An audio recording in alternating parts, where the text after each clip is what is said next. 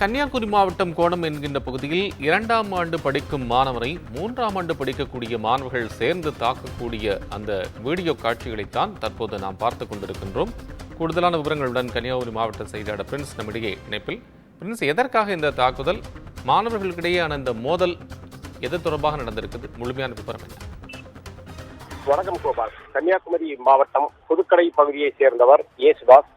இவரது மகன் மாதேஷ் எல்டன் நாகர்கோவிலில் செயல்பட்டு வரும் கோணம் தொழில்நுட்ப கல்லூரியில் கம்ப்யூட்டர் சயின்ஸ் 2ஆம் ஆண்டு படித்து வருகிறார்.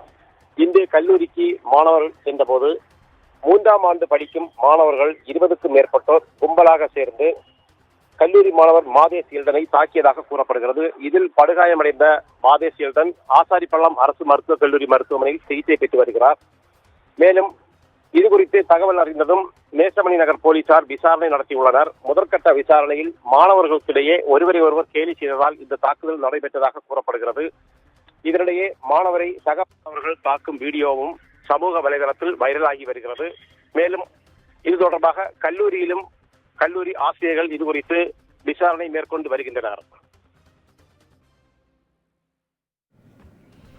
அண்மை விவரங்களுக்கு நன்றி பிரின்ஸ்.